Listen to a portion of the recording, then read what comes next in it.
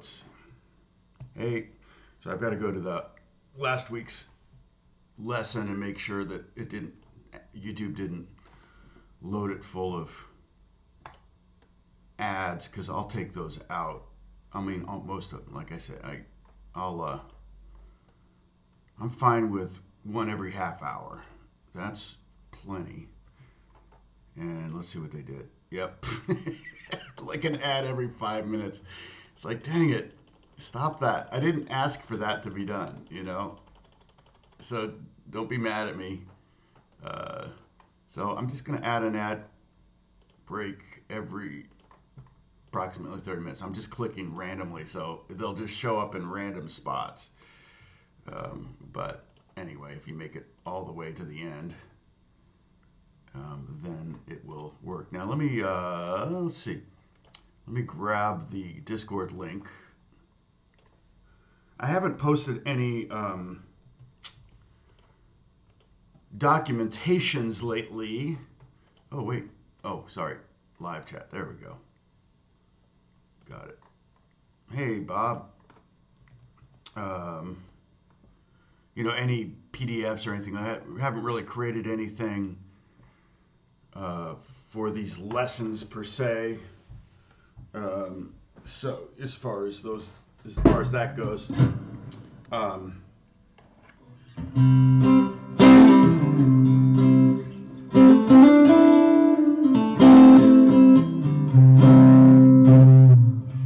I got my yeah, it's, oh, I have it on backwards. It's like, wait a minute, it's not on right. It's funny. Actually, it's fine this way. There's no advertising this way, but there we go. Not that you can see it, but Culver Military Academy in Indiana, just south of Chicago, or actually about halfway between Indianapolis and Chicago. I used to go there, not to the military academy, but to the lake up there. It's a gorgeous area, beautiful houses and all that. All right, so I fixed that. I'm going to go back to content just in case I need to reference a video. You saw I posted a video what was that? I guess I posted it Tuesday. Not many views, but more of those dad gad jazz things. I've got another video that I did up at the beach, just talking about the guitar from Kent, my cousin. So I'll post that probably this week.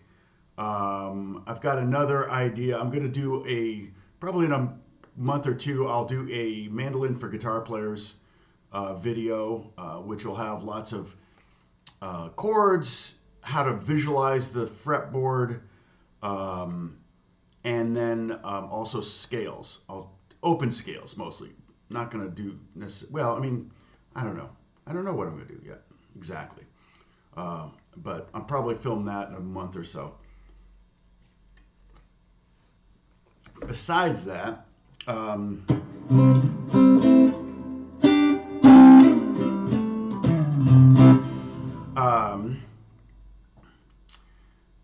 let's see. We're gonna talk some more about chord embellishments, because again, that's one of those things where I get a lot of requests for it through the years. How do I make my playing more interesting? Basically, is the bottom line, instead of just. Turn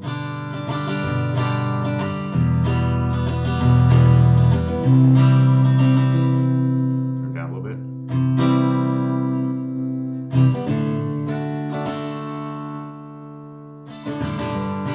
How do you make that a little more interesting? You know, what can you do? What can you add? And we talked about adding notes to basic open chords like a 2 or whatever, a sus, things like that. We talked about that, and now we're kind of moved on to electric guitar and moving up the neck using the caged method to find shapes and triads and to build on those. So, and the caged method, I use it for two different things. I use it for soloing and I use it for rhythm playing. Basically the two jobs as a guitar player.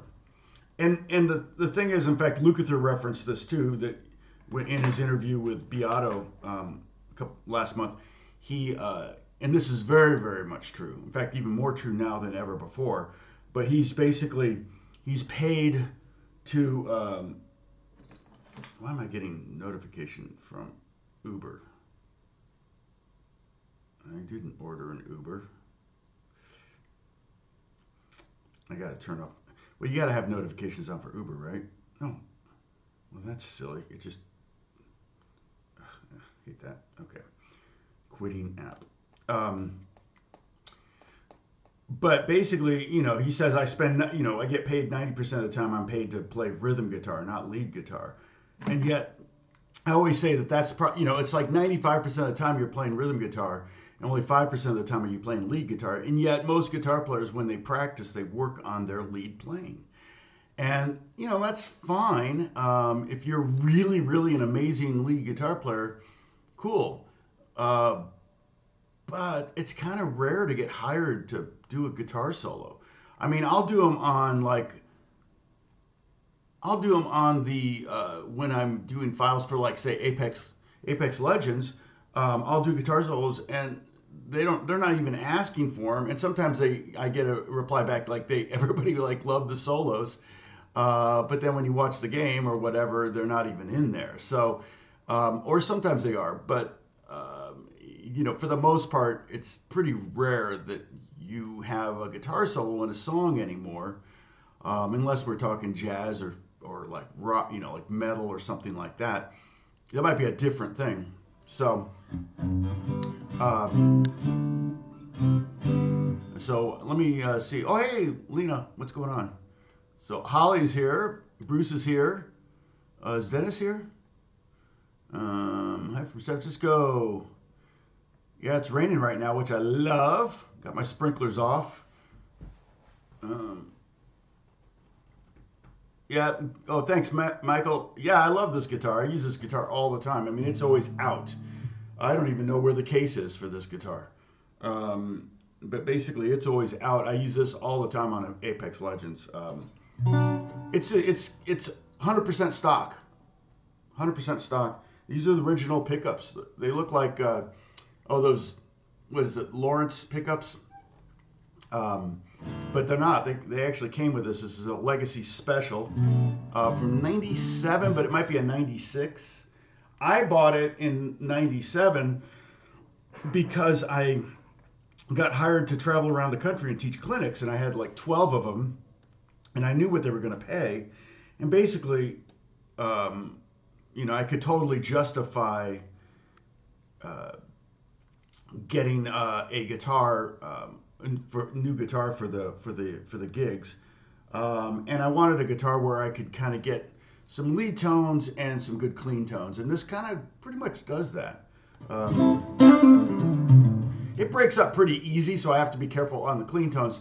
A lot of times I'll use my cheap Squire here for clean stuff, or I'll get my Strat out, or my main Strat. I've got a lot of Strats, but my main Strat I'll get out and use. Yeah, about 15 minutes in, although I think I'm already starting to talk about what we're going to do. So I use, like I said, I use Cage Method for visualizing the fretboard for both rhythm ideas, rhythm playing, and also for lead, and for soloing, for fills, all that kind of stuff.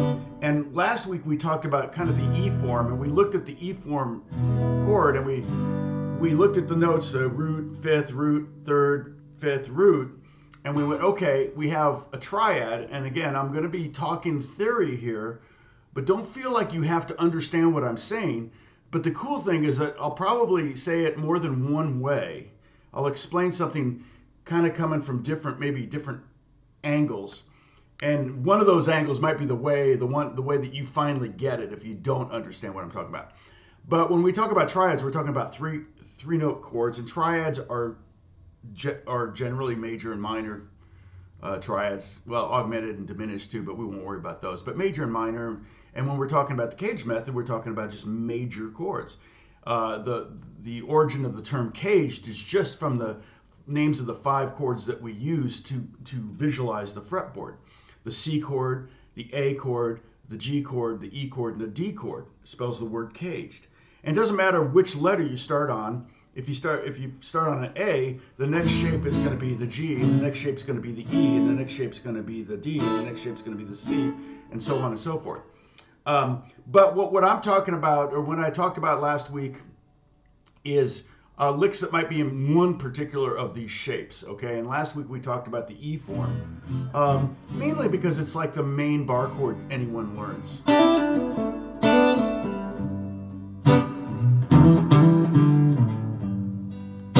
It's a nice home chord.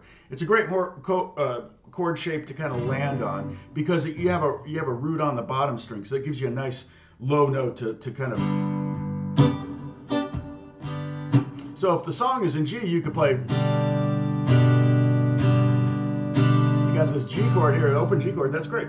But if you're playing electric, you might want to go to a bar chord, and you got more options there.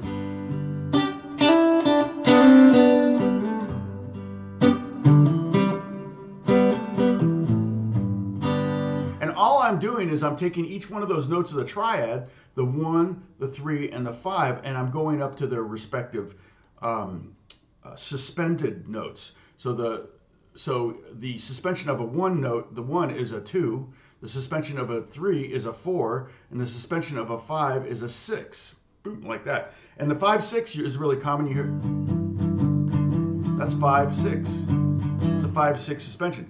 4-4-3. Also very common.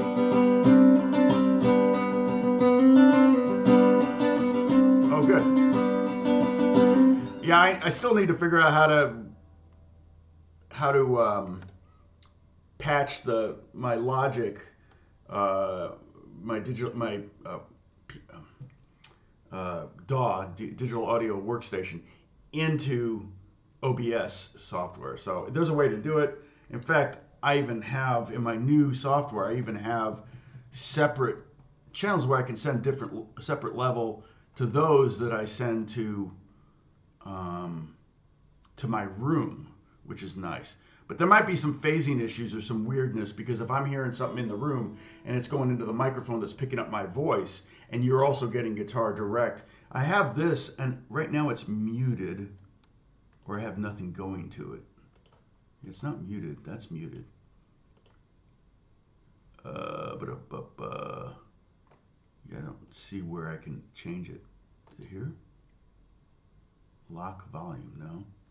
Properties. Yeah, it says it's coming from the Babyface Pro. This is the webcam, so that would be 2. Babyface. But let's see. Yeah, I got to figure it out. There's a way to do it. I just don't see any level, so that tells me that nothing is coming from the Babyface. So, yeah,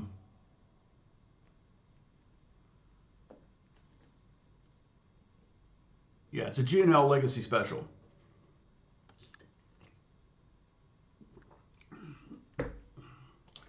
Well, the fact that I've gotten a couple comments on it already makes me think you hear something. You're hearing something that. Now, the one thing we didn't really talk about, and I think, I don't know, I think of it more as a tool to create a rhythm part, not so much an embellishment. So, okay, what's the difference between a rhythm part and a rhythm embellishment? All right, so a rhythm embellishment is probably going to sound more improvised. It's going to probably be something you're not going to do every time you play, in this case, a G chord, which would be something. And the idea is to kind of keep the rhythm going by playing something that's somewhere between a chord and a lick. And so the idea there is to play at least two notes. See, if I do that, and we talked about this, or if I do that, so I'm barring the top two strings at the third fret. If I go to the 5th fret with my 3rd finger on the 1st string, okay, that right there, just those 2 notes, that's the top of this. Okay, so by playing that, I'm implying a G chord. Now we don't have a 3rd here. You don't need to know that, but there's a 5th and a root. And if this is the 1 or the root, same thing. So if I say root or if I say the 1, it's the same note. In this case, a G. If I go to the 2, it's this A note here. But by doing that, I'm creating this a chord with an embellishment. So it keeps the harmony going. If I went, that sounds like a lick to me, okay? And that's okay, but it's not so much of an embellishment. That's an embellishment. So I'm still trying to, oh, I'm sorry, we're getting a question. Yeah, GNL, well, I mean, check reverb. See if we can find this exact guitar here. Reverb is a good place to start. If I go GNL, it's made by Leo Fender. The L stands for Leo. So Leo Fender sold Fender, George Fullerton and Leo Fender sold Fender to CBS Music Company, Musical Instruments, not CBS TV, different CBS. And then they started Music Man, and then they sold Music Man and they started GNL. And the G stands for George, as in George Fullerton, and the L stands for Leo, as in Leo Fender. Legacy Special. Let me look up the year, because I'm pretty sure this is a... I mean, I bought it at the beginning of 97, so it's probably a 96. Let me look, see if there's a 96 here. This color is kind of weird. It's the only color that... Oh, they had a green one, and I didn't really like it. Tribute Series. Legacy Electric. Yeah, it's not the Tribute Series. 0 listings. Okay, let me get rid of the year.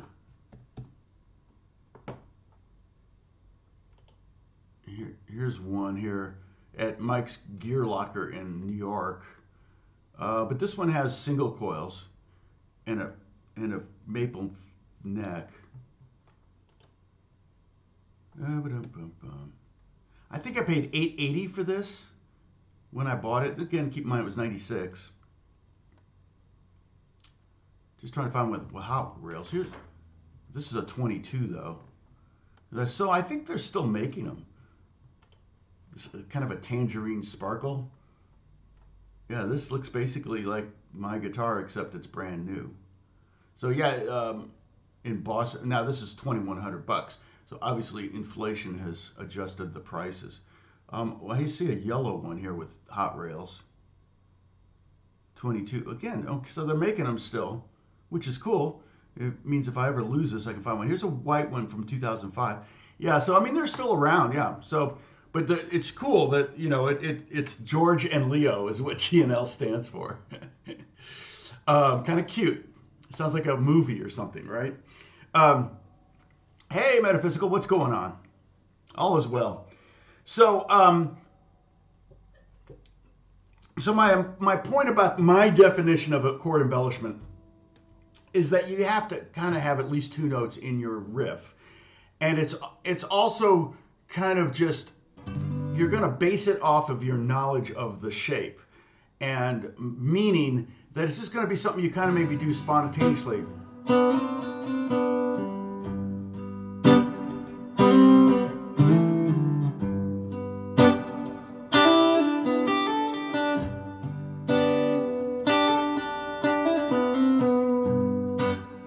Right? Very Hendrixy sounding, but it doesn't have to be. Depends on the context of the music. If I did more of a rock thing, I might, be like...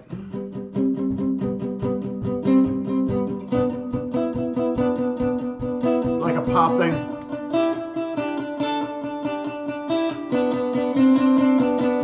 But that goes into the area of a part. And so an embellishment to me is something that you would be different every time around. Every time you got to the G chord, if you did an embellishment every time, it might be annoying if you did it every single time. But, when you play the G chord the first time, you wouldn't be going, or...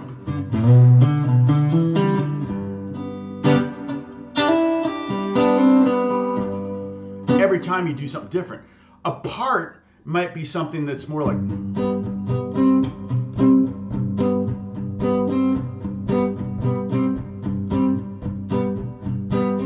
part of the composition of the song. It's something that's going to be there every time you play the verse or the bridge or the chorus or whatever it is.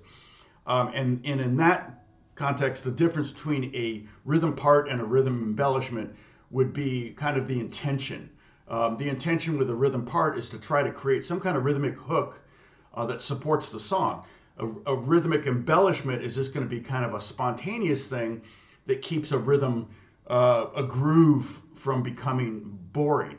Now, here's a distinctive difference. As a professional guitar player, if you're kind of assigned a rhythm part like this, or like even something as simple as that, that's your job right there. And so an embellishment might not be the thing you're supposed to do because it takes it away from the part. So the delineating between a rhythm part and a rhythm embellishment is kind of depends on what your role as the guitar player on that song or in that band. It might be, in the band, every song you might have a rhythm part. If you're doing all covers, that's probably going to be whatever the guitar player did on the record, which then it's interesting because you could do a Jimi Hendrix song,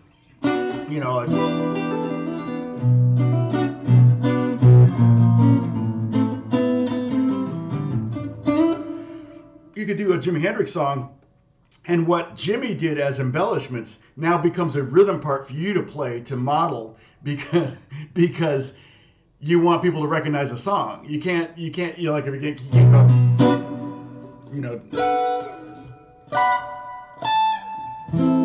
people won't recognize that as Voodoo Child if you start doing some weird stuff that has nothing to do with it. So that's kind of the gray area, I guess we could say, where one man's embellishment is another man's rhythm part, and so it did.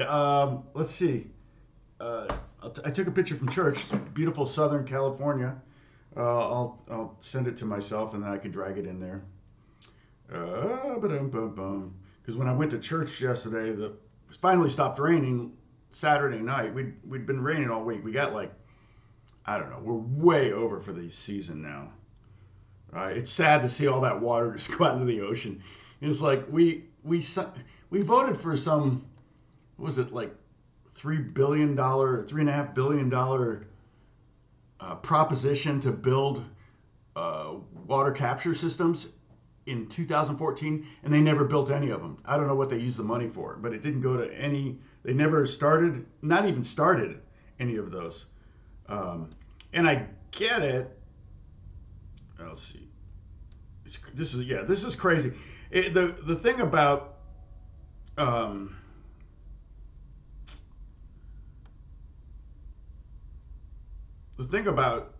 this picture is, it reminds me. It's obviously not as drastic as. Let's see if it goes through. Here we go. Yeah. All right. Let me drag this to my desktop real quick. But we got so much rain and everything turned so green. We've had a lot of rain this season, and everything turned really green. And no, I want this. Okay, everything turned green, and then we get snow on top of it. So you got this drastic kind of white. Let's see. Now I got to make it small, which is always hard to do on OBS. It's like,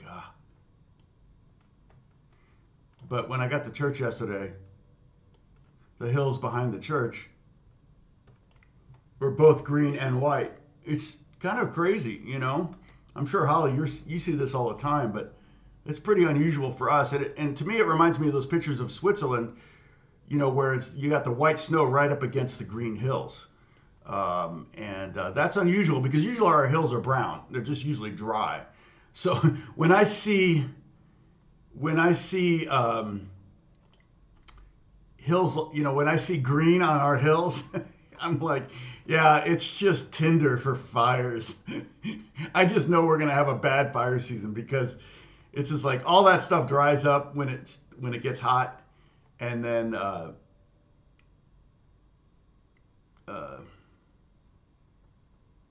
let's see.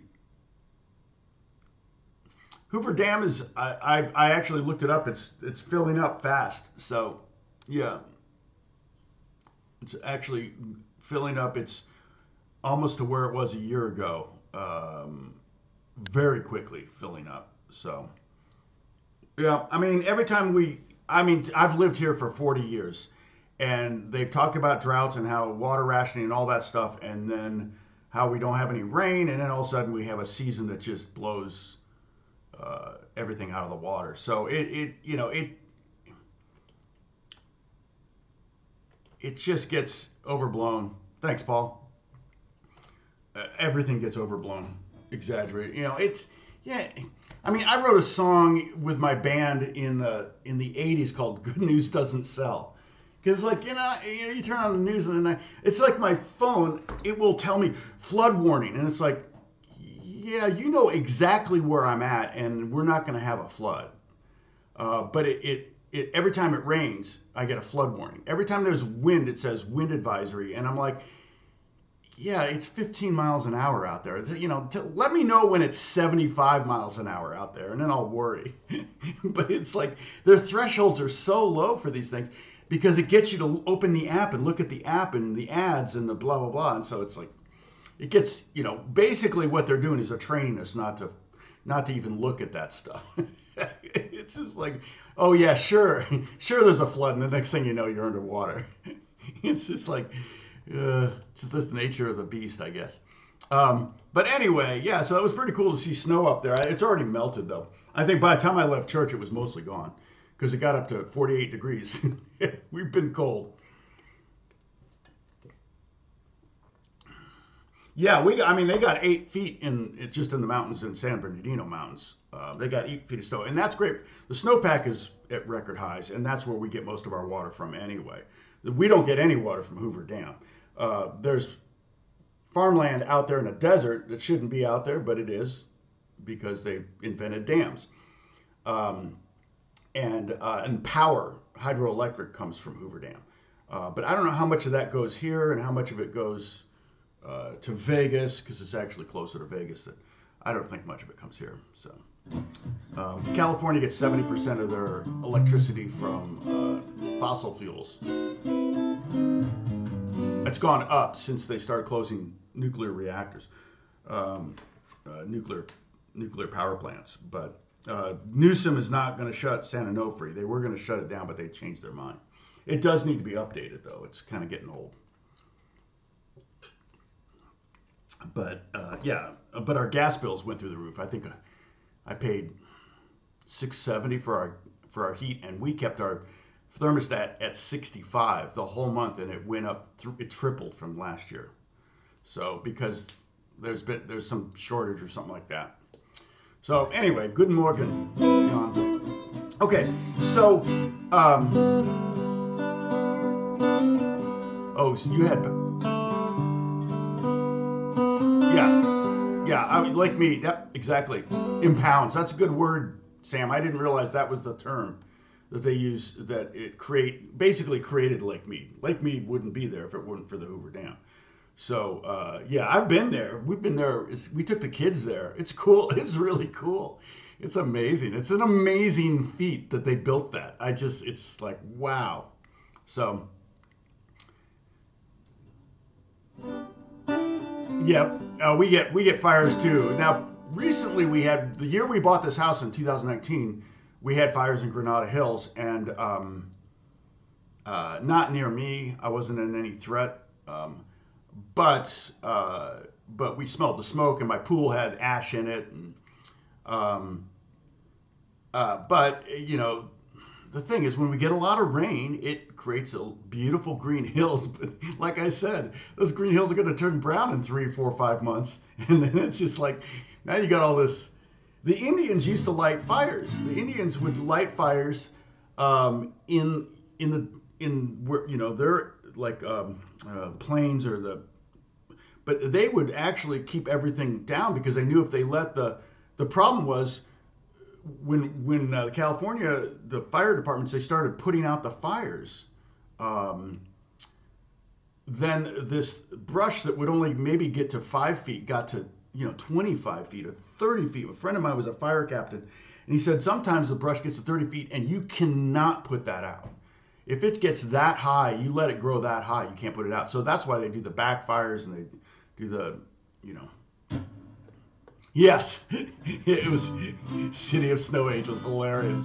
Yeah, visit LA and it has snow on the palm trees. Visit Los Angeles. Welcome to Southern California. Yeah, and there's no warmth coming either. I mean, it's cold all this week, next 10 days. Yeah, it's the hottest we get is 65. Oh, they lowered it, 65 on Friday. So we're down into the 30s and 40s every night, low 40s. And we almost always, by this time, January, we would have a week of 90 or 100 degree weather. Almost every year we would have that, but not even close. I think the warmest it's been this year is 80. So yeah, my sister's in town too, from Boston. She's in Palm Springs and it was snowing there. So, it's like she was in the snow. I was like, oh, you poor thing. It was warmer in Boston than it was here. Okay, so sorry, got off on weather here.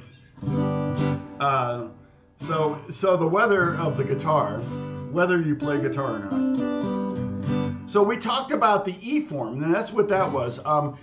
And I chose the E form because it's the most common bar chord. Probably the next one we could look at is the A form. So it's the bar chord built on this A chord. And it's very common open chord. It's part of that caged method thing. So the A chord is basically this, all right? And you can play it a lot of different ways. But if you wouldn't mind playing it with these three fingers, your smaller fingers, I guess you could say, but the second, third, and fourth finger, now you've got your first finger available to create a bar and to be kind of your human capo. Now, you might not be able to do this, okay, but I'm at the 5th fret barring. Basically, here's the secret about this too. You don't really need to bar a bar that gets all of these notes, but you can always test it that way. But, if you're laying fingers on it, that's cheating. But I'm playing, so I've got a space in between here, and I'm playing 5th fret, 7, 7, 7, and then 5th. But I'm really only needing to get the 5th string and the 1st string with my 1st finger. So I actually almost have a little arch to my finger. It's not perfectly flat. If I were making a bar, if I were doing this chord, which I would call that like a D11 chord, C6 over D. Sometimes the complex names are pretty simple. Then I would lay my finger down flat. But if I'm playing this bar chord, I can just do this. Now, a lot of times people will play it like with 1st finger, 3rd finger, where the 1st finger is only getting that bass note at the 5th fret, and the 3rd finger is kind of laying down and getting these 3 notes, or the pinky.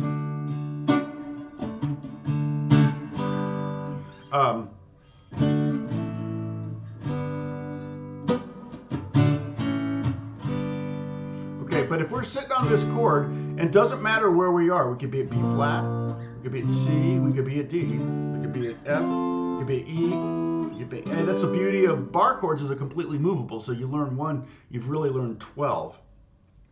But what we want to do is try to find some embellishments that we can play when playing this chord. But keep in mind, we don't have to be able to play this chord to play the embellishments. We can visualize that chord on the fretboard so that we can find these embellishments. And the cool thing about this particular chord, and it was true for the E chord, but the cool thing about that is if we just play here at the 7th fret, these 3 notes, all right? I'm playing, so it's technically a D triad. D triad is 1, 3, 5, it's just 3 notes. And I'm nothing, nothing, 7, 7, 7, nothing. And then those notes are, it's an A, a D, and an F sharp. So the the D major triad is D, F sharp, A. No worries, there won't be a quiz on that, so take a sip. That's one of my drinking game rules. Okay? But just play this, okay? and that's a D triad. This one is the fifth. The A is the fifth. The G string note is the D is the root, and the second string, the B string note, is an F sharp. That's the third. In fact, if you play the fourth string, the second string, and the third string, NBC, you get the logo, the audio logo for NBC, which actually I think has its origins in I went to a fancy country club or something, and it was time for dinner, and somebody came out with like a chime and went bum bum bum like that, and that was a call to come to dinner. And I think that's what NBC was actually copying. It was kind of like a call to watch their network. Okay, but and it's very, so keep in mind, like a bugle has no valves on it. You can play.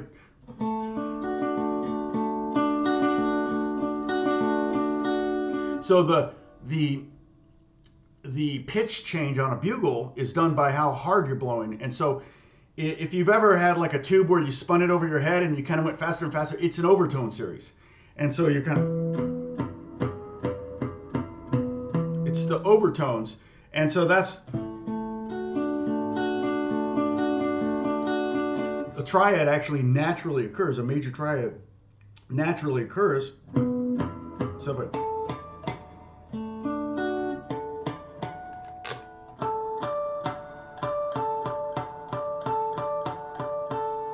naturally occurs on the on guitar strings.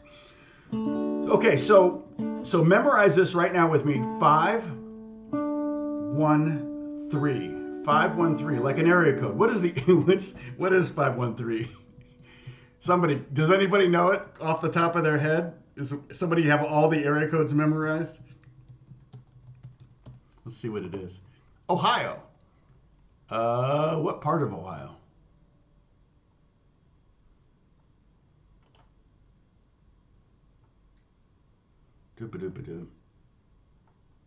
Oh, Cincinnati. Okay. Did somebody know? Oh, Sam was on it, man. Okay, so we can call this the Cincinnati triad. How about that? All right, so 5 1 3. All right. So remember, the suspensions are 1 to 2, 3 to 4, and 5 to 6. And if we do that here, we actually get a minor shape. Like, remember A minor? It's a minor shape in front. If we did all 3 of those suspensions, we get a minor shape. But you know, we talked about with Keith Richards and open G tuning, things like that. But that's the cool thing, is you've got all 3 of those suspensions right there on your first finger. So if you,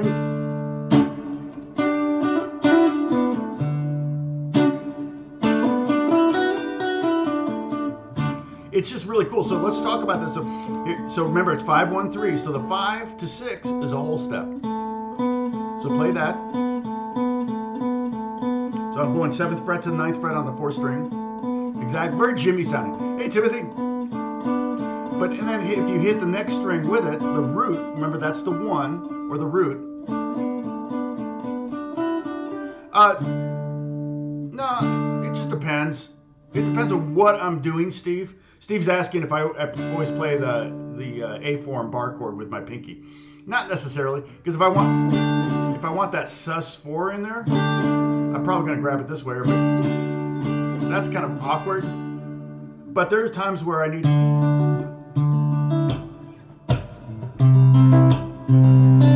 Might do something like that.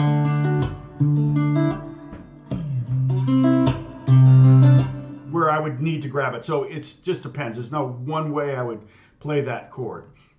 It depends on what I'm going to do with that chord.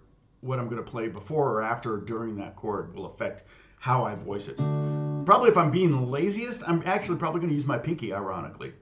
Because I can crunch up my hand tighter. It's not like I don't have to spread out my hand so much. That's more work than this, believe it or not. But right now we don't have to worry about it because we're just playing those 3 notes. And so the 6-5 suspension is here. And if we just go down a string and do the same thing, we get the 2-1.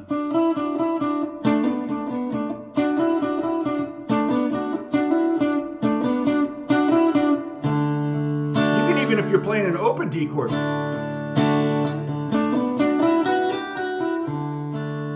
get that open D string that you can use to get you back to the D chord.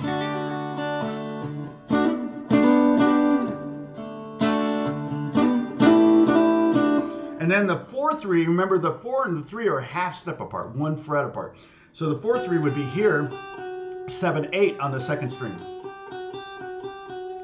2-1, 6-5, 5-6-5, 1-2-1, 3-4-3. So you can do any one of those, any combination of those.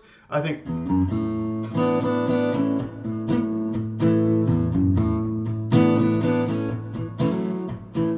when I was a young boy, they said, put away those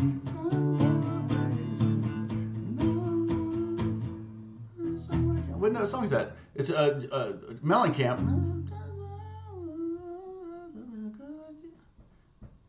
Not everyone needs a hand holder. I can't remember what the title of that song is. We did it during our mystery song series. But yeah, Mellencamp uses, just like Keith Richards would, he would play a 3-4 suspension and a 2-1 suspension at the same time. And so the way you would do that is basically be, let me just type it in here. Again, those same 4 strings, you'd be 7, 9, 8, 2, 7, 7, 7.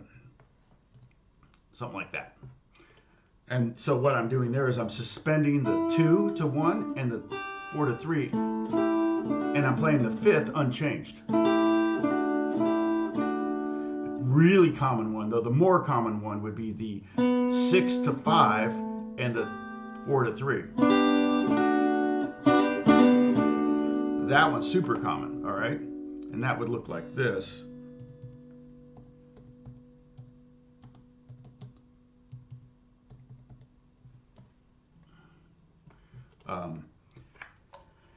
But you could just do any one of those.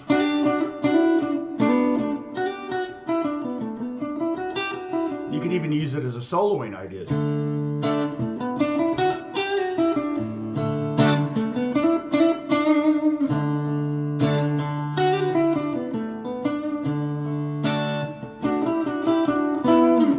You could do 6 to 5 and 2 to 1 also. It's kind of interesting sounding. Get that second, or get the third in there. But basically, it's a little bit easier in this to visualize these suspensions with this shape, and easier to play them than with the E form. The E form was a little bit more, you had to move around more, but that was getting all 6 strings. So we can talk about the other strings too.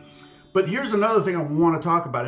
It's really cool to try to visualize this as well as a good embellishment. Is not just the 2 to 1 suspension, but the 2 to 3 suspension, where you take the 3 down to 2 and back again. But to do that, you have to go underneath the shape, because everything we're doing right now is above the shape, and that's almost easy. It's kind of like, for me, you know, I've talked about this before, where yes, I have tons of stuff on the Caged Method on my channel. So if you go to YouTube and enter Strahle and Caged, you should find a lot of stuff. I've talked about it quite a bit. I've even talked about it recently, I think. Let me just check. See if I did a kind of a recent overview.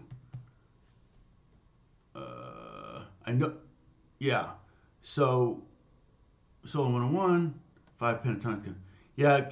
So I even have like a quick riffs thing that goes way back. Different riffs based on those shapes. You know, those don't have that many views, hundreds of views.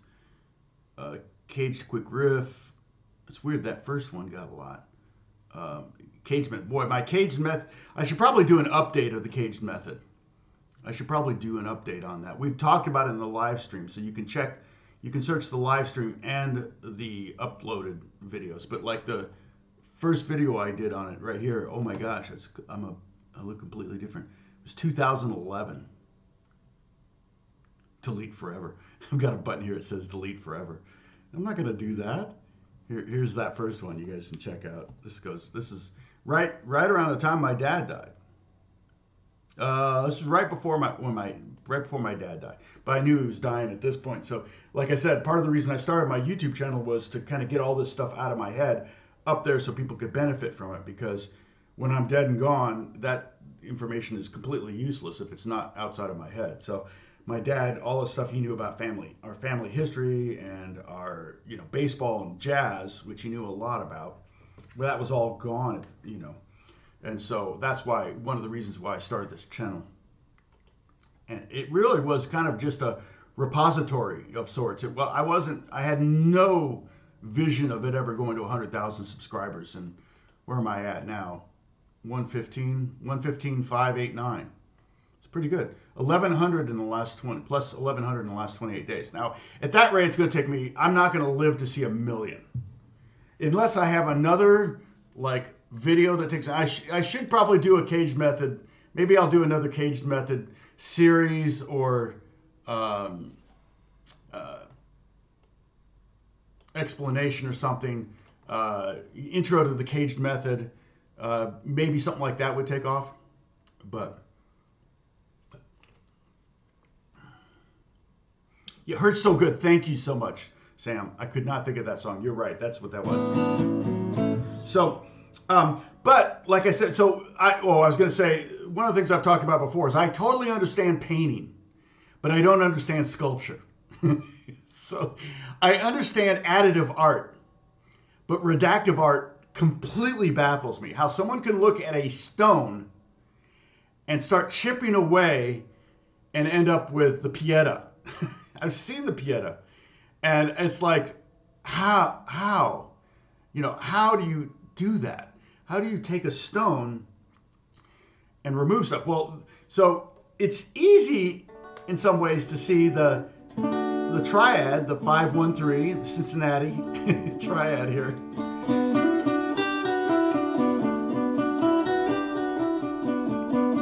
And to see those embellishments or those suspensions on it. The 6-5, the 6-5, the 2-1, the 4-3. To see all those, that's pretty easy. But now what I want you to do is to see below and go to, in this case, we're going down now below the third and getting the second, but hitting the root. And that's still happening within this chord. In fact, it's something you would totally do if you're playing an open A chord, right? But to see it here is a little bit more difficult. So what I'm doing is I'm visualizing this D triad, and in this case we have the 1-3-5. We're actually in order. D, F sharp, A. Let me write it down real quick.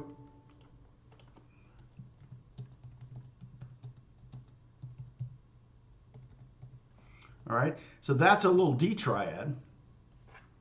And what I'm doing is I'm actually barring the top 2 strings of my first finger so that I can take my pinky off and go to that second.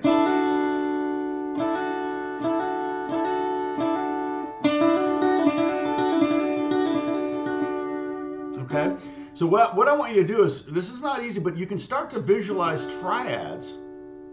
But down the neck, this is one of my country riff concepts or country riff origins. Is to do that hammer-on thing.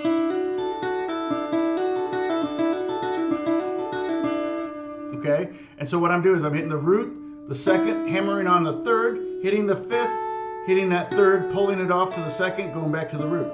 So I'm basically going 1, 2, 3, 5, 3, 2, 1, 2, 3, 5.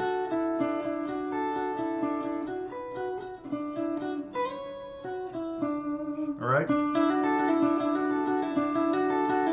And if you want to make it sound more country, you kind of do it with a hybrid picking thing and get some slap going. Okay? But you can do that with any triad. You can take any triad, major or minor, like if I did this in minor, it would sound like that. So I'm playing an F natural instead of an F sharp. Oh, yeah.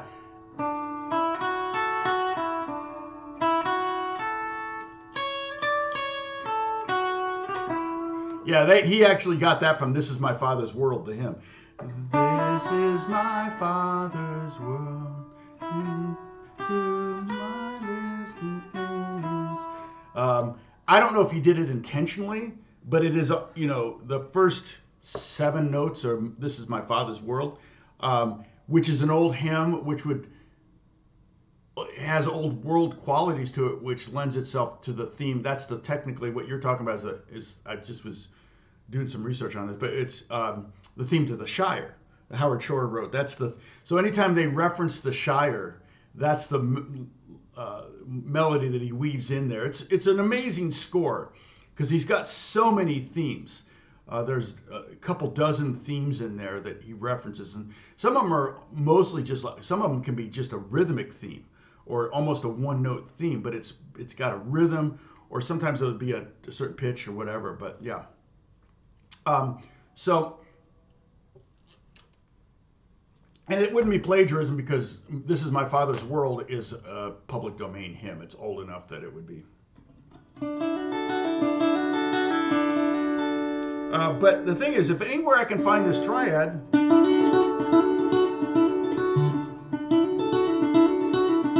this one's pretty hard, but basically I'm envisioning this triad, which is the E form, all the way up here to D. So I'm 12 on the 4th string, 3rd string, and 2nd string. I'm 12, 11, 10. But I'm playing it with these 3 fingers so I can. Not easy. Just so you know, the pull-off part of it's particularly difficult. I could also do it here, and this is the C form. So basically, what I'm doing is I'm finding a triad, and then I'm taking that 3rd down to the 2nd and back up again. But you can also do it with the 5th. Again, not easy, but like I could do it like this. Let's see, what's a good one? I think if I'm going to do it, I might do it like. So we'll talk about that one later, maybe when I'm doing the.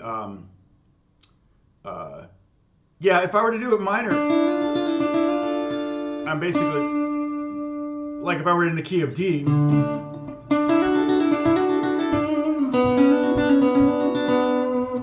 I would basically visualizing the minor chord, in this case D minor, and I'm taking the 3rd finger on the 3rd string, 7th fret, and then I'm barring the top 2 strings, and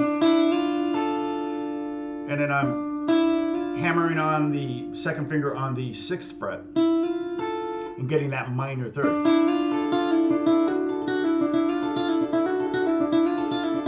So that'd be major, that'd be minor. I don't know why you would ever do that, but it's a cool little lick. And again, I'm doing the hybrid picking. I'm not really good at hybrid picking, but one of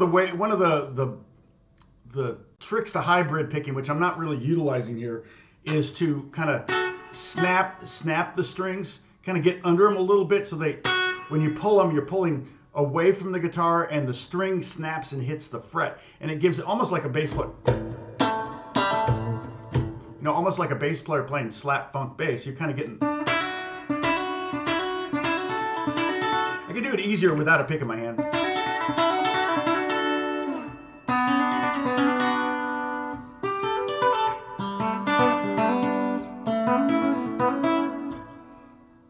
Now, if I want to do that, if I want to do this, I could do it this way, where I'm using slides. There, if I want to do B minor there. But anyway, that's a different shape than we're working on. So we're working on this shape here for embellishments today. Yeah, Bobby jumped in. Bobby's probably been stalking, not stalking. What's the word? Yeah, hybrid picking is kind of hard. Alex is better at it than I am. My son Alex. I don't use it very often. I will use it, however, in blues, or sometimes I'll just use my middle finger, like if I'm playing, you know, like.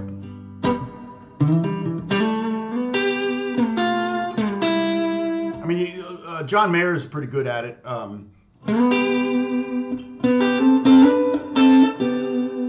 If I want to get two non-adjacent strings playing at the same time, I'm probably going to have to go to hybrid picking, because if I try to pick it with just one pick, you can hear the click of the middle string. Plus, I have to mute that middle string if I want to do, like if I want to do this. So I'm back to the D chord here, okay, and I'm playing the fifth and the third. I'm playing the fourth string and the second string, and so I could play it with a pick where I'm strumming, basically hitting that, but I have to deaden it. If I don't deaden it, I get that open G, which is going to be a problem. Or if I deaden it, you hear a little click. But if I do a hybrid thing, I can get just those two notes.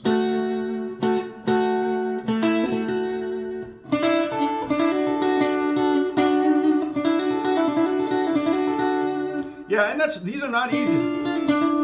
I like taking the fifth down to the fourth. Let's see, can I do it? Yeah.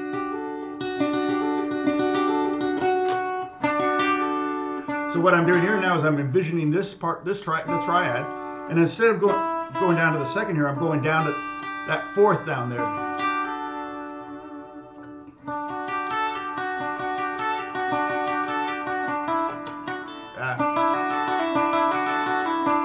If I want to do the root down to the seventh, you know, because again, we talked about the different suspensions, the 6/5, the 2/1, the 4/3. But if we go under, we can go 2, 3, 4, 5, and we can go 7, 1.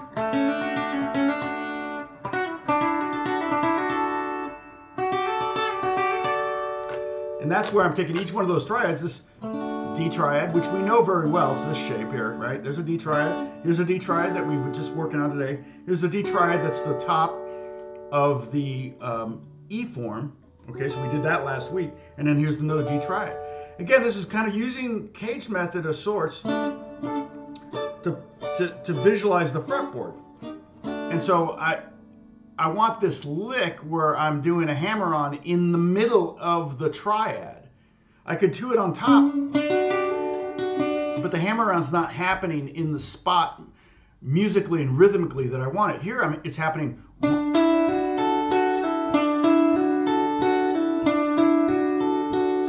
right exactly where I want it. If I go down to here and bar the top 3 strings, like that, and a hammer on the first finger at the second fret, or third fret, sorry. Now I'm creating a lick with this D triad, and I'm going down and taking that root down to the 7th and back up to the root. So it's kind of, you wouldn't call it a suspension. Just like I wouldn't call that a suspension. Because suspension usually means going away from and coming back to. I guess you could think of it as a reverse suspension, but I'm not sure what, I just call it going to the 2nd.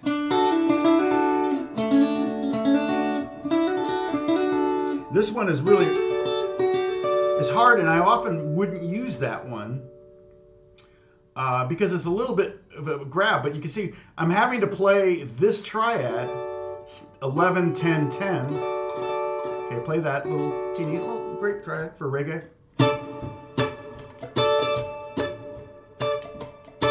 Nice thing about that triad is you got that D on top. You got the root of the triad is on top. So that's the highest note that you hear. So it sounds kind of resolved. You know, sometimes when you use these other triads, they sound like they want to go somewhere. This one just sounds good there. This one wants to go down. This one, this D triad wants to go to G triad, where the G is on top, and then this D triad wants to go down to A, where this A is on top. So it's nice to have this. If I'm just looking to do a chop chop like that, I might move my hand around and play the same exact voicing for every chord just to make sure that root's on top. But to get to that, to get to the fifth, the second string note, to get to that fourth from the fifth, I've got to finger this chord like this with, see, I'm not using my first finger, I'm using my pinky on the third string and my second finger on the second string, or second string, and my third finger's on the first string. And then I'm taking off my second finger and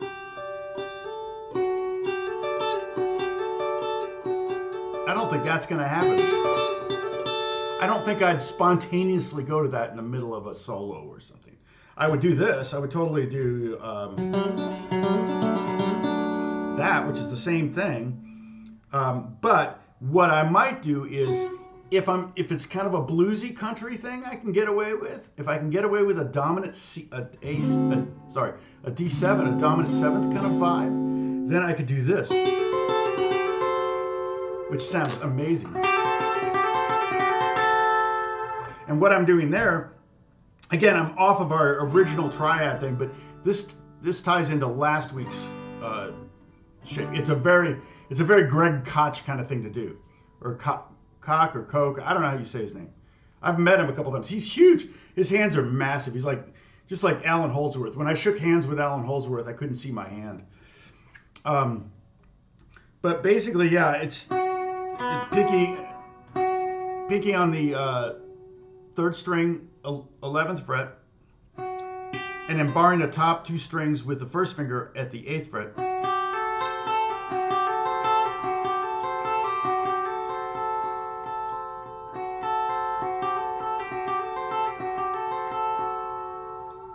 Oh, I'm sorry, see.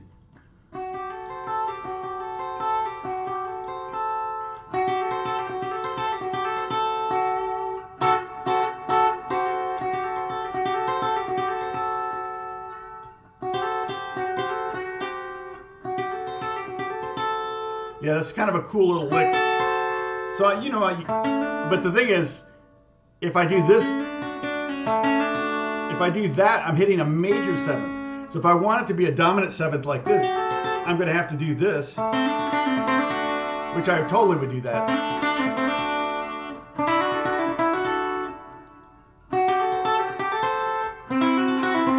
I could even go to a dominant seventh on this voicing.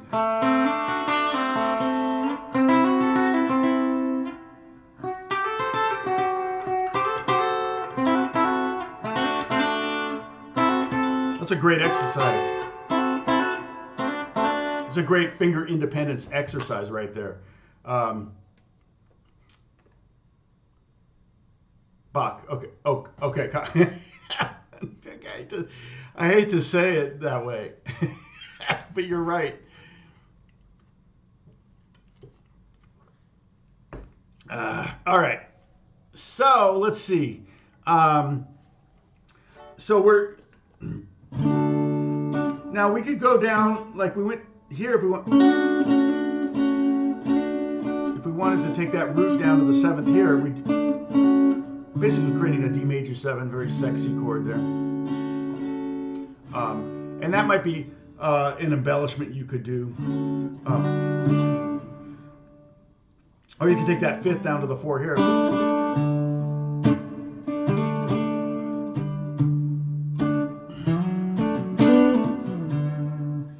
Now, when we're in this when we're in this A form shape, one lick that's super duper duper common is to go slide up to the 3rd from the 2nd.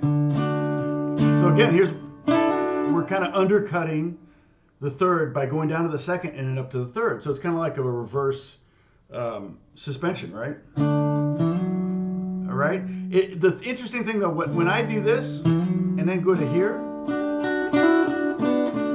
you could also think of this as being the G form. Well, so, and in fact, all the stuff we've talked about so far on this A form shape here could also be thought about, because they're adjacent, is this G shape. Here's the G chord. Again, we're talking about cage method. G is the G in the word cage. Here's A flat, A, B flat, B, C, C sharp, D. There's D. And so when I slide up,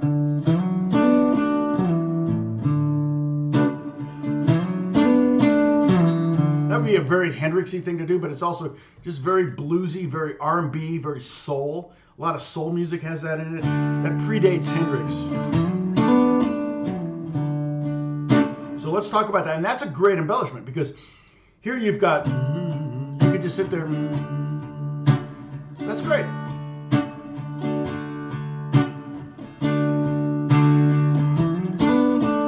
That's right. Gristle-time, Sam. I've been there in there with you before, right? Yeah, it's pretty sick. I think he started doing that during COVID, right? Was that one of those things where it's like, I can't tour, so let's see what I can do with this live stream thing. So I'm playing the D chord, however you play it, you know, however you want to play that D chord, A form, boom, boom, boom. And then I'm just taking my third finger, sorry, putting it at the 7th fret of the 5th string and sliding it up 2 frets to the 9th fret.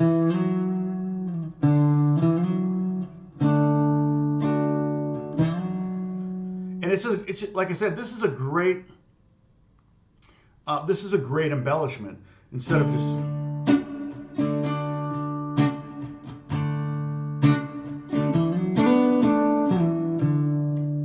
Okay, so what I'm doing again is sliding my 3rd finger up 2 frets from the 7th to the 9th fret on the 5th string, and then I'm just hitting this triad, our Cincinnati triad here. Was it the 5-1-3?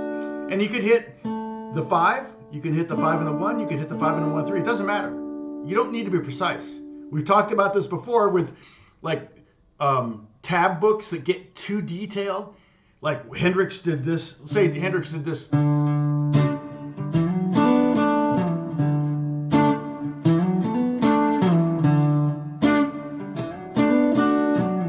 I just did it 3 different ways. I did it where I just hit those notes, but on the way down I hit 2 notes. I went up, I hit 2 notes all 3 times with a this and this and this. I did it where I hit 3 notes, okay? And if you get tab and they get that precise, the tablature can totally like overwhelm you. You're like, okay, I got to remember to only hit 1 string this time he does a lick, but the next time I got to hit 2 strings going up and 3 strings coming down. It's like, no, don't do that. Just get, it's kind of the classic spirit of the law, letter of the law, all right? To play it exactly as the tab is written, exactly how Hendrix played it or whoever, or Stevie Ray Vaughan's a perfect example. When you look at the tab, I mean, I remember seeing like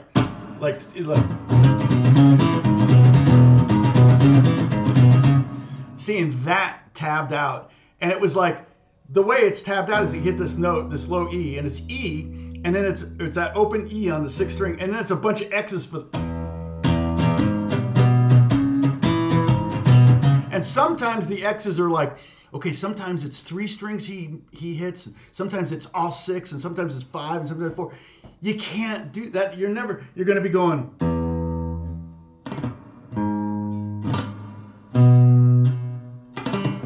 Yeah, it's ridiculous. No, it's just get the spirit of law. He's just raking, dead strings. He wouldn't do it the same way 2 times in a row ever in his life. So it's preposterous if you let those kind of nuances on a tablature really throw you off. So in this case, like I said, when you're sliding up here and you're hitting this triad, the Cincinnati triad, the 5-1-3. Thank you, Timothy. You just go.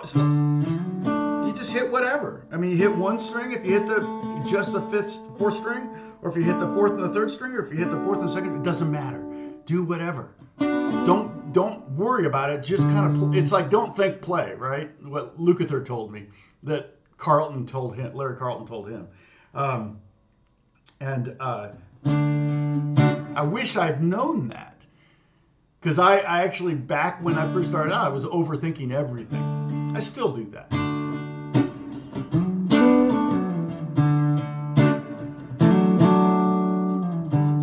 Yeah, so notice right there is a good example.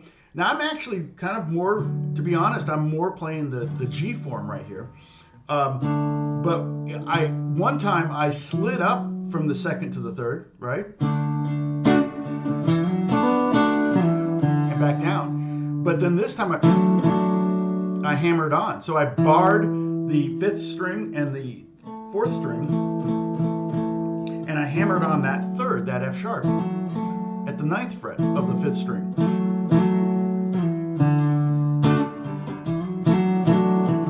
I might even get that D note here with my pinky. Well, now it really looks like a G chord.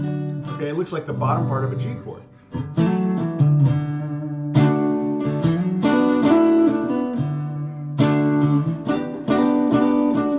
So my point is that you can use this little slide here to kind of get you up into, it's kind of a transition to get you up to this, almost a transition, if you want to think of it this way, from going from an A shape to a G shape.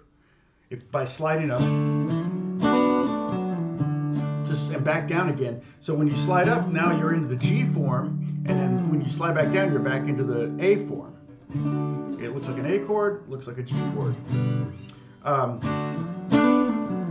But don't, again, it's just like, just get this down. Get that down, and you're halfway there. Slide the third finger on the fifth string, 7 to 9, and just hit these three notes. Any number of dope. Yeah. The sloppier, the better.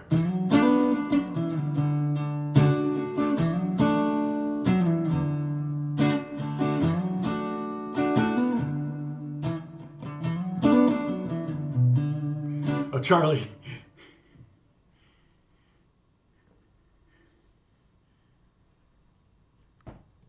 Charlie's poor these days. But you're rich in spirit. And you've got good friends, Charlie. Sam's your friend. I mean, some of my happiest times were when I didn't have 2 pennies to rub together.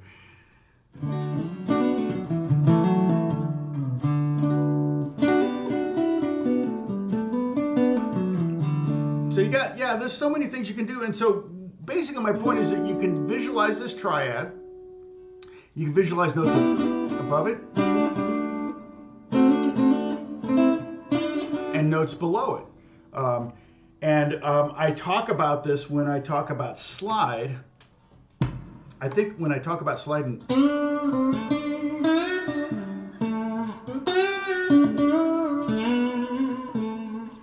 when I talk about slide, in standard tuning, it's really 99% of the time I'm playing slide on a guitar, on electric guitar, I'm playing in standard tuning. On dobro, different story. On lap steel, totally different story. On pedal steel, different story. If I'm playing acoustic, oftentimes I'll go to it. If I'm going to slide, it just depends. If I'm playing slide on acoustic and it's in a session and I need to do it quick and they want a melody or something or a quick little solo, I probably won't even bother changing the tuning. Main reason is because because usually when you change the tuning, you go down, you loosen the strings. Yes, you are, Charlie.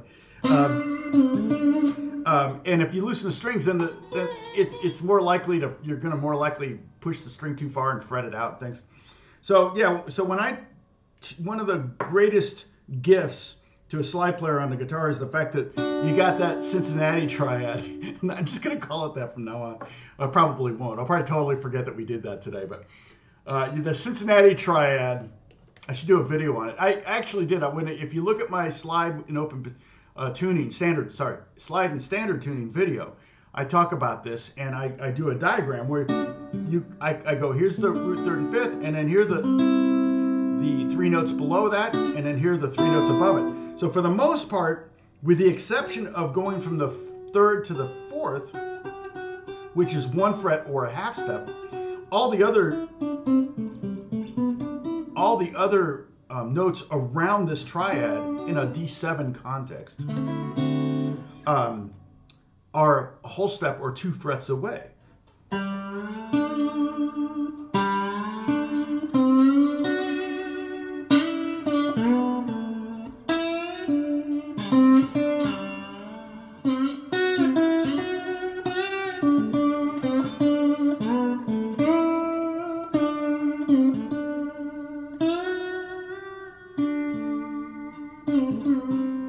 So it's a real gift to have this triad because it's all three of the notes in a straight line, which is really convenient for slide. And then I've got the top two notes of the E form here, which gives me that nice, that high note root.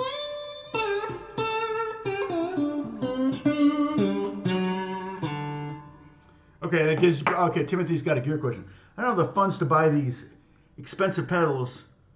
Your take on Behringer pedals later before we end. That's fine. You know what? I've been talking about this. You can take a break. You know, the only downside to the Behringer pedals, and I actually have several of them. I've got, I think, 3 or 4 of these. These are great. The Ultra Shifter Harmonist is an insane pedal for $50. I mean, you can't. It's got so many tricks on it. I primarily use it as the trem bar thing, where I go up an octave or down an octave, and you can set the speed where it goes wing or it goes like that. And I actually, believe it or not, I use it to create pop hooks with chords. I do it as a chord thing. But I've bought, just because they're so stinking cheap, I bought a bunch of these. So this is the bass synthesizer. Again, a weird pedal. This one might have been $50. I don't think any of them at the time that I bought these were over 50. They're probably up to 70 or $80 now. The downside is the cabinetry on these things is plastic. So if you hit things hard with your foot, you might break them. But I wonder if, I mean, I've never broken one, but I wonder if you did break this pedal, you could still turn it on and off. Probably there's a switch underneath this. This is spring loaded. So it probably wouldn't affect too much. Let's see, do I have others? I thought I had more. I mean, they may be around somewhere. But there was a period of time where I was buying a lot of pedals. I don't really use pedals. When I'm working from home, I do everything in the box. So, I mean, I've got the fixings for some pretty amazing pedal boards. If I wanted to build them, Alex is, we've threatened to kind of do them every now and then. I've got a little pedal board that I use at church where I've got one of those harmonizers on it. I've got a compressor, I've got a sparkle drive, and I've got a giggity. So basically, just input, just gain stage type pedals, and I go into those before I go into my rig. So gauge question. Okay. Timothy. Oh, what gauge strings? Those are 10. Those are 10s. So 10 to 46 elixirs. Probably nano webs. I think I use poly webs on acoustic because they get rid of the squeak more. Nano webs a much thinner coating, so you still get that squeak. But on electric, the nano, I don't like having the poly webs can get kind of furry. They're not bad, but not as bad as the classical guitar strings. But they stopped making those because of that. Hey, Sco, what's going on? How's the chorus delay compressors? I don't know, but you're saying that who sells those? I wouldn't pay $200 for one of those. That's just too cheap. Does Sweetwater sell them? They sell Behringer stuff. Let's see. Shop by category. Guitar, let's see. Guitar pedal effect. Don't forget to enter the giveaway. What are they giving away? You got to enter those Sweetwater giveaway every month. Kind of a home studio setup. I'm trying to think, would I use any of this stuff?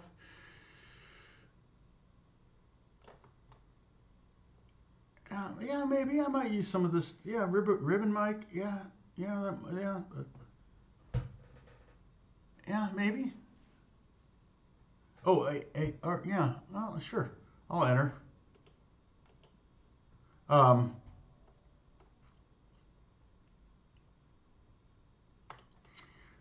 Okay, so going back to but yeah, go to Sweetwater and enter their contest. Guitar effects and pedals. All right, let's see what we got. pedal by, I can sort by company, I think. Let's see if they have Behringer. Pretty sure they have Behringer. Shot by brand. Behringer, there it is. All right. Yeah, so the EQ is 29 bucks. The digital reverb is $45. Now, yeah, it's got 5 stars or 4 stars. The vintage tube overdrive, $29. The Behringer Super Fuzz pedal, 29 bucks. You can't have too many fuzz pedals. Ultra Chorus, 29 bucks. Vintage delay, 29 bucks. Yeah, heavy metal. Let's see. Metal distortion. All of them are $29. That's amazing. There's one here, the Atone acoustic driver pedal, that's got a bunch of knobs and does clearly other stuff. And it's $39. Here's one, the Behringer Octave Divider pedal, which is kind of looks like it's based off of a Mutron.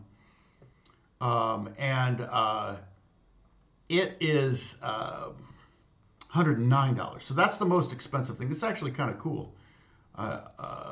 Octave divider, that would be like octave up and octave down. Here's a bundle for $139. They've got a vintage overdrive, a big giant one for 99 bucks. A vintage phaser for 39, wah pedal, 69. Yeah, pretty good deal. The compressor, 29 bucks. I mean, read the reviews, but the reviews are pretty good. I always take price into consideration on a review, right?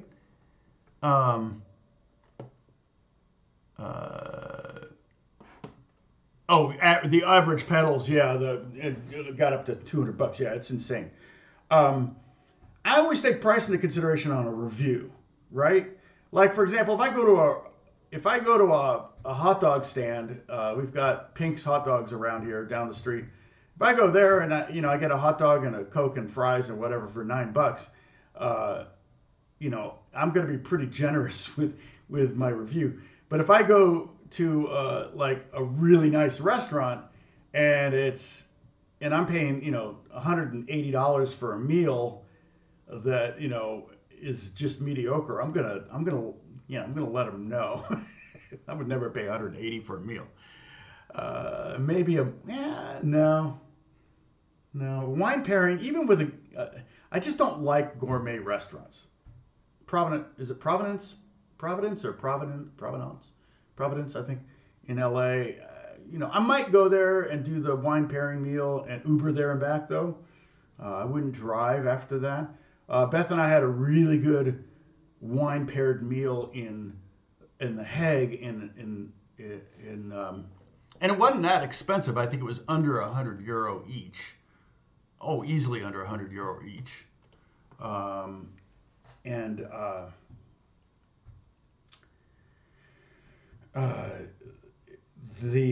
It was 4 courses and so four glasses of wine. But the last glass was like a sweet, like a cognac or something, and it was little, and it was great. Yeah, gear prices. Yeah, they get too crazy. I might start selling stuff, but anytime I've sold anything, I've always regretted it. I wonder what, like I've got let's see, where's it? I got a Mutron biphase, which is, I paid a fortune for it back when I got it, but it's worth a lot more than I paid for it now. But let's see if I can find one. It was one of those, like, I've arrived pedals or purchases where it's like, I always wanted one, but there was no way in heck I could have avoided or afforded one. Back when, they're $2,500 now. I think I paid $500 for mine. Here's one for, I got the switch. I don't have the pedal. So with the pedal, you're looking at $2,500 for a Mutron biphase. 3,100. Here's one for 3,200. Here's the one 3,500. Holy cow. 3,600. Yeah, I've got the pedal, but I don't have. I have the switch, but I don't have the pedal. But basically, it's just 2 phasers. But you can. What guys would do is it was really designed. It's designed for keyboard players. The Mutron biphase, I think, was supposed to sit on top. It's like totally designed to sit on top of a Fender Rhodes or a clavinet in the 70s, and keyboard players would use them.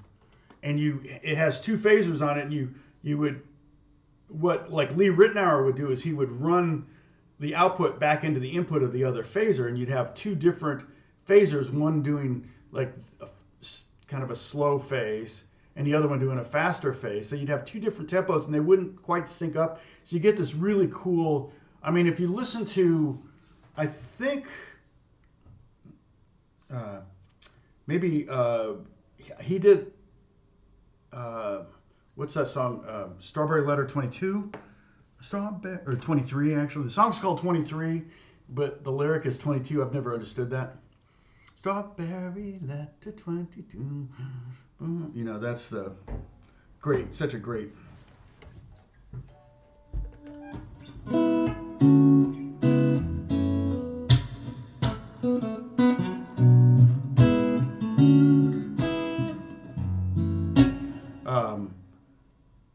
The sound, I mean, let's see if I can emulate it real quick.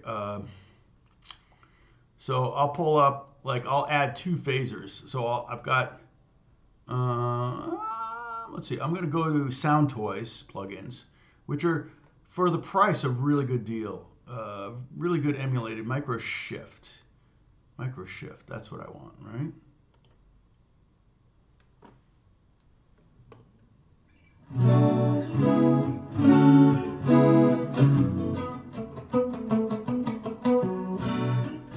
No, that's kind of the Dimension D thing. Do they have a phaser?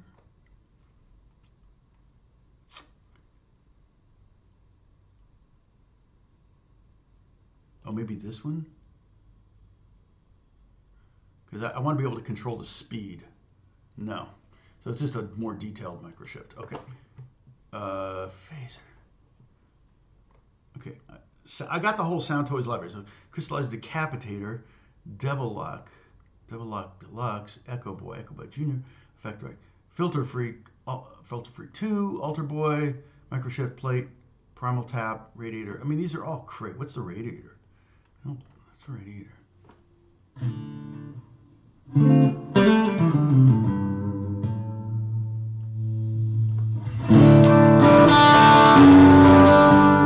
Sorry. I think it's just a bright gain. That's not what I want though. So I'm just going to have to load in here. Let's see, modulation. Micro phaser. Okay, so I'm going to just load in two phasers here. So there's a phaser. You've heard that kind of sound. And that's a pretty slow phaser. And I'm going to load a second one. And I'm going to load a second one, but with a faster tempo.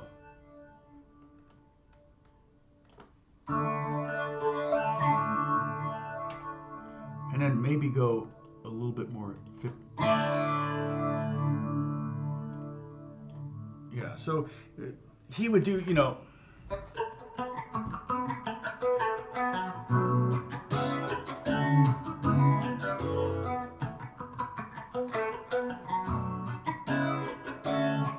Rittenauer. And I remember being a kid and reading the interview with Lee Rittenauer in Guitar Player magazine, and it would show all his equipment, and I saw the biphase there, and he talked about how he got the sound. Yeah. Yeah, the differences between a phaser, a chorus, and a flanger are subtle. And ironically, they're all basically time delay. They're all delays of sorts.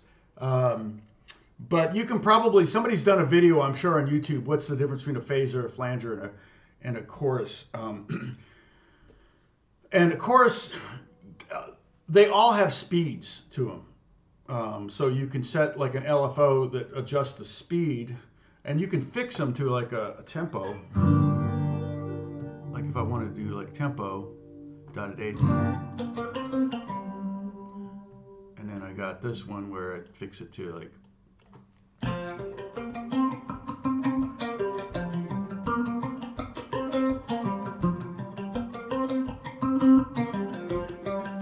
See, if I had this set up so that I had my Logic running into the OBS software and in stereo, and you were listening to me in stereo, you might be able to hear what this sounds like better. But right now you're just coming into like a stereo microphone on my camera here. But one of the things too that helps make it sound even phasier is to put your speakers or pickups out of phase, go in between.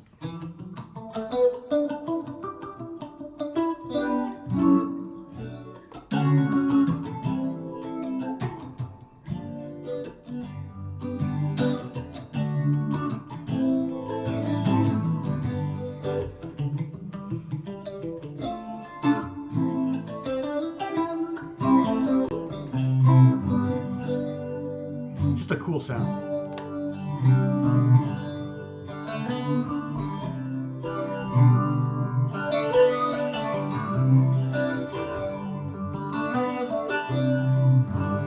Always like that sound. So I finally got a biphase, and to be honest, I don't think I've ever used it on anything. But it was kind of one of those things where it's like, I've arrived, I can afford one, so I'm finally going to get one. And I don't even know what the original retail price was. Again, I thought I was paying a fortune when I got it. It was the first thing I think I ever bought on eBay. And I paid $500 for it. And it was crazy to see that. Speaking of, I'm bidding on something, and I want to see where I'm at. I can't tell you what it is because I don't want any competitors. Oops.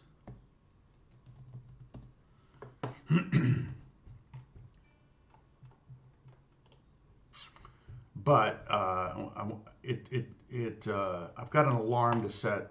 I think I have eSnipe account. I could use that, I think. But I'll probably go ahead and just set my alarm to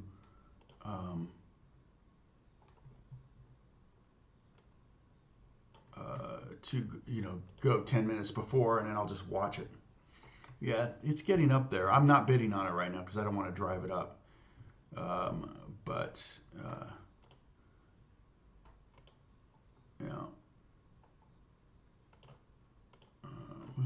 let me look at this picture, see if it's something looks like, is it?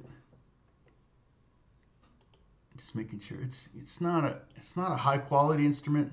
It's just another weird instrument. But I don't have one of these. And I'm like, I've never seen one. I rarely see them for sale. So we'll see. We'll see if I get it. I have my high price on it that I'm willing to go to. So let's see. Let me favorite it so I can find it easier.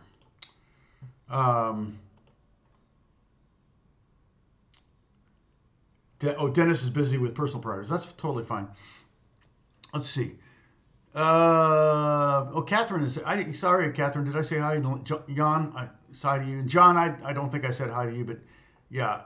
And John, yeah, you're right. It sounds like a chorus, but it's different. It's different. I could set up 3 different sounds so you could hear them, but it wouldn't translate very well through the way I'm doing it.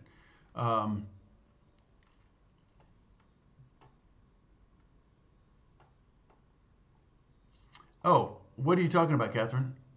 I'm thrilled to see growth. Let's see. I still have to hold so tightly to play a bar chord, but they can play a few. Oh, yes. And you know what, Catherine? I hope I mentioned that in my video about bar chords, or but I'm sure I did. I know I mentioned having lighter strings, but getting it down on an electric guitar, particularly Telly, has a pretty narrow neck, right? Getting a bar chords down on an electric guitar first, and then once you have the concept of how you're holding your hands and get everything ringing out and everything, then you can move it over to acoustic, and all of a sudden, wait, I can do it on acoustic. It's a very, very good recommendation. Some people can't afford to have 2 guitars, but if you can, and you can go to an electric and learn some of this, particularly bar chords, maybe in some of the jazz chords and things like that. I could do it. We could do a series on jazz chords, huh? I haven't really talked about that. I can't tell you what I'm bidding on because I don't want anybody to bid against me. So, but if I get it, you'll know I may get it within a week. The bidding ends today. So, we'll see. Let's see.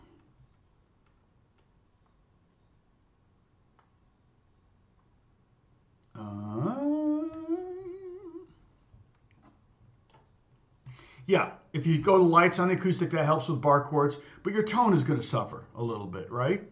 But I'm so happy, Catherine, that you're getting bar chords down. It's always fun to be able to get something down you couldn't do before.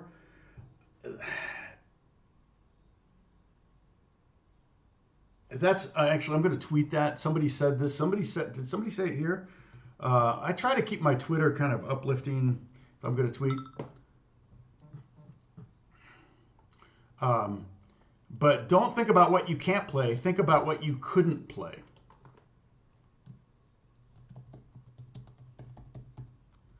Or don't dwell on what you can't play. No, don't dwell. No, don't think about.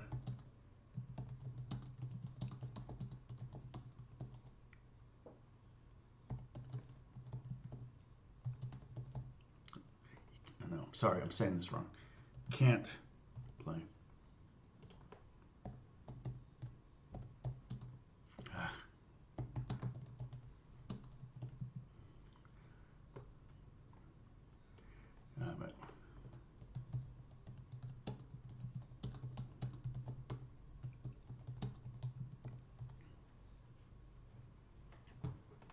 Something like that. Anyway, Orville, good to see you. Yeah, you can eliminate bar chords, but it's still a good tool to have in your arsenal. To be able to play bar chords, if you can do it, I will often eliminate them.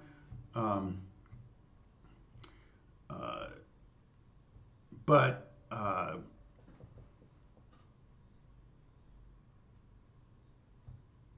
let's see.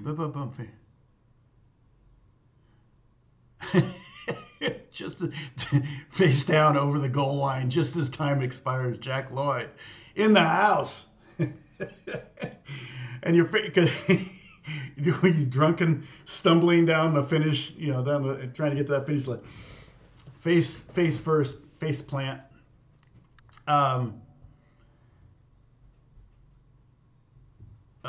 This is what I love about playing guitar and meeting up with you folks. Yep. Yeah, I mean, I'm always working on stuff. I always say I don't plan on retiring. Although, gosh, I was just watching that interview with Rick Beato's interview with Keith Jarrett, and it's so sad. I mean, strokes are brutal, and I've known a couple musicians. A friend of mine, Stevie Wonder's drummer for years, and he had a stroke and he couldn't play anymore. It was so sad, and so I'm hyper aware of my blood pressure and take mitigation. No medication, but mitigation things to keep my blood pressure in range. Because last thing, I would not want to have a stroke because that would make it very difficult to do my job and practically impossible.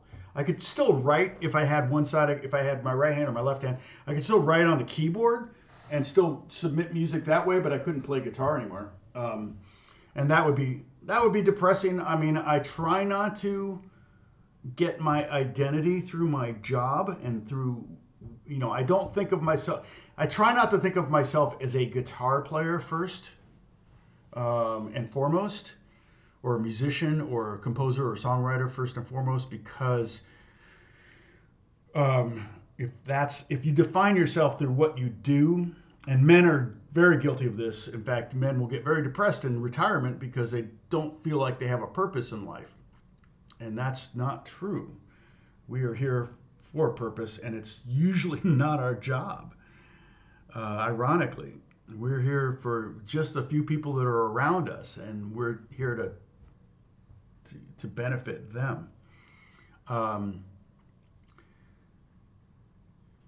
But so I try to keep my mind centered on that, where I'm not like I define myself as a musician primarily, because if something were to happen, and I've known it to happen to people, strokes in particular, that would be real depressing if I couldn't be who I was, if I thought I was less than what I was. And so, yeah.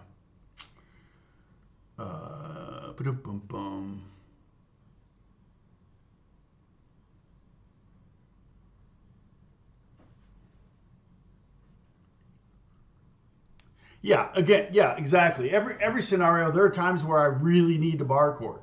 But I don't know that I ever saw Eddie Van Halen play bar chord. Jimmy did a lot. Jimi Hendrix played bar chords a lot. I don't know that I ever saw. Now, Jimmy also would do this thing, which I don't do because it hurts my hand. But instead of playing like this, still got the phasers on. Instead of playing this bar chord, he might play something like this, where he. And the reason he would do something like that, where he's getting the bass note with his thumb, 3rd fret on the bottom string, and then playing this, like this voice in here, so he could have a free finger. Because if you're playing this bar chord, you have no free finger to embellish. But with minor chords, you have, if you play a minor 7th, you've got 2 fingers. Usually don't use that 2nd finger. You might do it like this, but most of the time he would do all his embellishments with his pinky on minor chords. But with major chord, that's why he kind of came up with this.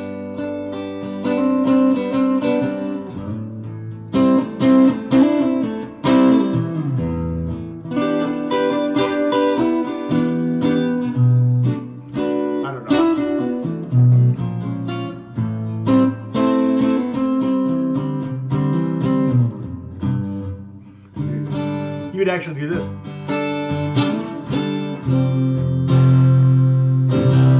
We do that voicing, which is really interesting. He's got, it's basically he's playing the bottom note with the thumb, okay, 3rd fret, and then he's playing this on top. He's playing the 5th fret on the 5th string and 4th string with his 2nd and 3rd finger, open G string, 1st finger on D, and then he's hitting the 9th or the 2nd. And the cool thing about this is you can slide it around with that open G string.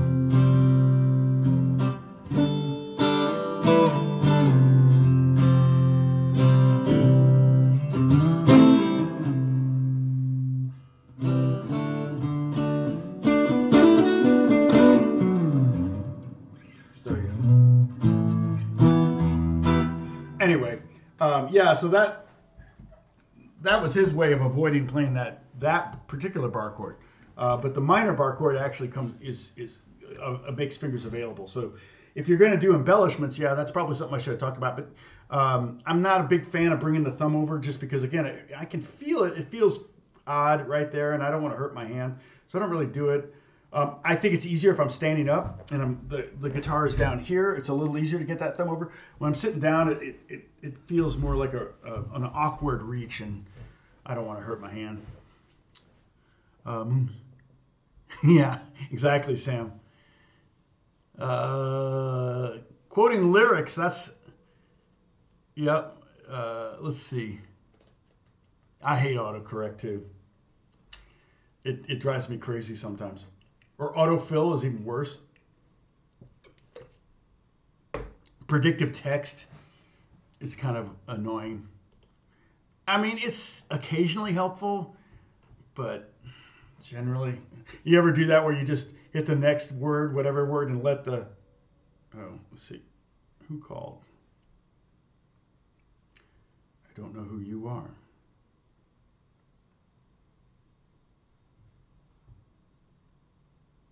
Right. Oh.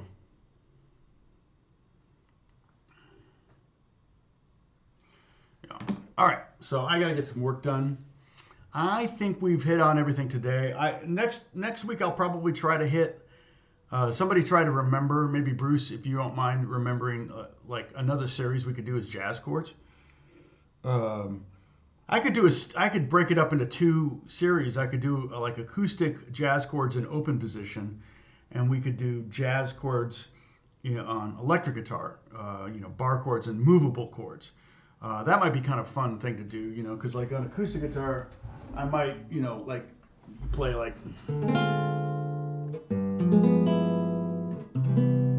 that, 2-5-1 progression, jazzy 2-5-1 progressions in open position. And then the same type progressions in high where you have movable chords. But that might be kind of fun. We could talk about that. you might open up new avenues for you, and it might be like, oh, that's a cool chord. I could use that somewhere. We were doing a worship song this weekend, and it had, at one point, it had like D7 to D to C, D minor 7 flat 5 to D to C, and basically it was that.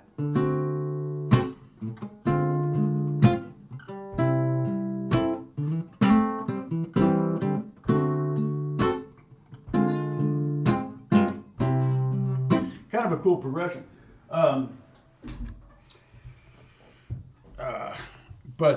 Yeah, sometimes those jazz chords come in handy.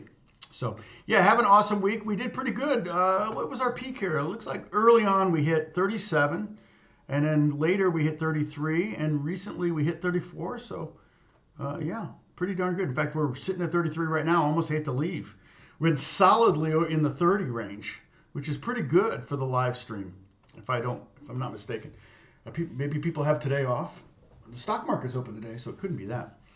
But yeah, I've got to put together the band list for today for the weekend, so I've got to get to that. And I will talk to you all later. God bless you. Thank you for watching, and thank you, John. Appreciate it. Hopefully, it was an informative lesson. I really kind of got off on all sorts of tangents as I usually do. A lot of squirrels out there. But the main thing, the main takeaway is that it was embellishments around the A form bar chord or the A form shape in the caged method. All right, and I'll start to formulate an idea for a intro to caged method, and then maybe I'll do 5 more videos where I talk about each of the shapes. And maybe kind of put some of this down on there. The thing is, it requires a lot of editing, a lot of image creations, but some of it I might already have. So anyway, thank you so much for watching. I will talk to you hopefully next Monday. Oh, no worries, North Country. Good to see you. Thank you for jumping in there. And yeah, hit that like button. It doesn't hurt. If I remember in a couple days, I'll come back to this video and turn off all the ads. And a couple ads are fine, but to have an ad every 5 minutes is ridiculous. I hate that, and I apologize. YouTube does that. I do not do that. I do have ads on, but only if you're, I try to only have it every 30 minutes or so. Okay? So thank you so much. Talk to you soon. You guys can keep talking for a minute here on the live stream, and then on the live chat, and then if you want to move it over to the Discord link, the join link, the invite link is at the top. I pinned it at the top of the chat, and you can go there and join the Discord, and there's all sorts of stuff going on there. Okay? Talk to you later. Bye.